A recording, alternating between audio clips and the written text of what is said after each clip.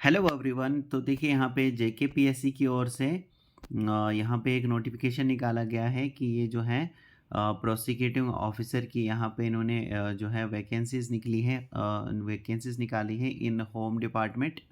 तो नीचे मैं आपको नोटिफिकेशन पढ़ के सुनाता हूँ। देखिए इन्होंने जो है इन्होंने क्या कहा है कि applications through online mode are invited. यानी कहने का मतलब है कि ये जो इन्होंने पोस्टें निकाली है इसके लिए आपको जो है ऑनलाइन इसके लिए अप्लाई करना है। कितनी पोस्टें निकाली हैं तो 120 नंबर ऑफ पोस्टें 120 निकाली हैं प्रोसिक्यूटिंग ऑफिसर की।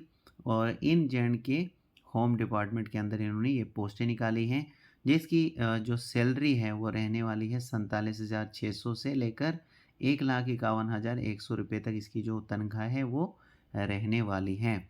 ठीक है जी, थोड़ा सा नीचे स्क्रॉल करते हैं, कुछ और इम्पोर्टेंट पढ़ लेते हैं। देखिए इन्होंने क्या कहा है, इन्होंने कैंडिडेट से ऐसी सलाह दी है कि भाई वो अपना वन टाइम रजिस्ट्रेशन जो है सबसे पहले अपडेट करें।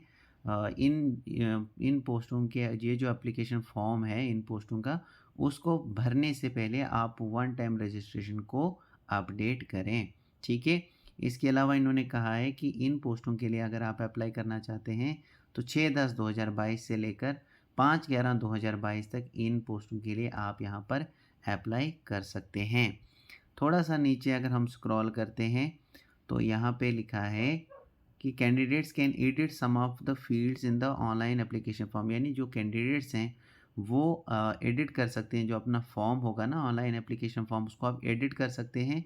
यानी उसमें अगर आपको चेंज करना होगा कुछ तो उसको चेंज कर सकते हैं। 6/11/2022 से लेकर 8/11/2022 रात के 11:59 तक आप जो है यहाँ पे अपने ऑनलाइन एप्लीकेशंस फील्ड को एडिट कर सकते हैं। ठीक है जी, थोड़ा सा नीचे स्क्रॉल करते हैं, कुछ और इम्पॉर्टेंट देख लेते हैं।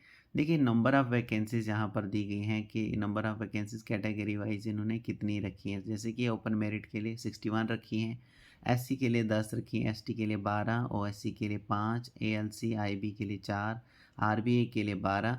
तो इस तरीके से आपकी जो भी कैटेगरी आती है इसमें आप चेक कर सकते हैं कि आपकी कैटेगरी में कितनी पोस्टें यहाँ पे निकाली गई हैं। फिर नीचे लिखा है कि भाई इन पोस्टों के लिए प्रोसिक्यूटिंग की जो ये पोस्टें निकाली हैं इन्होंने, तो प्रोसिक्यूटिंग ऑफिसर की जो ये पोस्टें निकाली हैं तो इसके लिए क्वालिफ़िकेशन क्या होनी चाहिए, यानी आपकी जो तालीम है वो क्या होनी चाहिए। तो बैचलर्स अगर आप हैं, बैचलर्स ऑफ लॉ अगर आपने किया है तो आप इस प्रोसिक्यूटिंग ऑफिसर के लिए एलिजिबल हैं, इसके लिए फॉर्म जो है वो लगा सकते हैं। ठीक है जी, थोड़ा सा नीचे स्क्रॉल करते हैं तो यहाँ पे देखिए एज इन्होंने रखी है। तो एज इन पोस्टों के लिए कितनी रखी है, तो ओपन मेरिट के लिए रखी है कि अगर 40 एज है आपकी तो 40 तक अगर आपकी एज है तो आप इसके लिए फॉर्म अप्लाई कर सकते हैं। अगर एससी एसटी आरबीए वगैरह में आप आते हैं ईडब्ल्यूएस में तो 43 एज रखी है आपकी।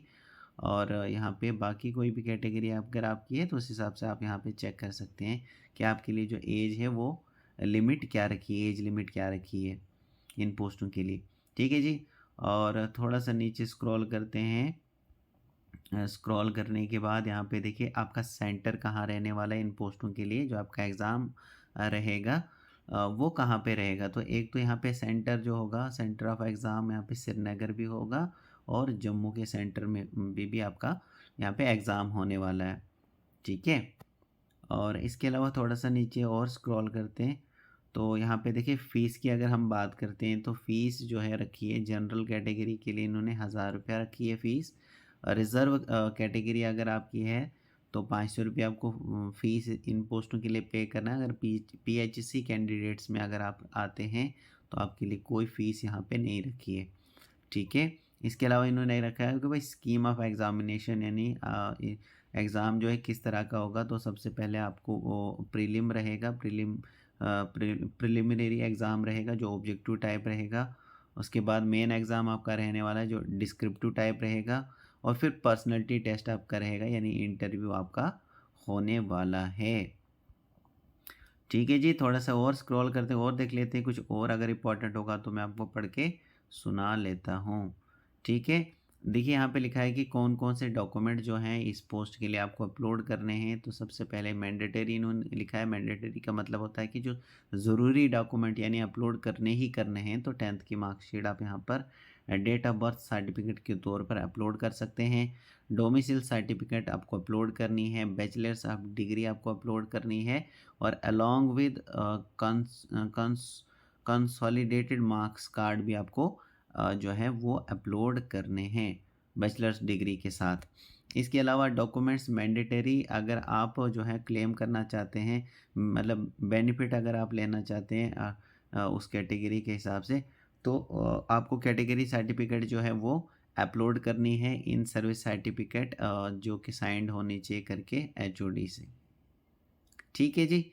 तो ये सारी चीज़ें आपको करनी है और बाकी अगर आप इन पोस्टों के लिए अप्लाई करना चाहते हैं यानी इन पोस्टों के लिए अगर आप भरना चाहते हैं, तो आपको यहाँ पर जेकेपीएससी की वेबसाइट पर आना पड़ेगा, जो कि है www.jkpsc.nic.in।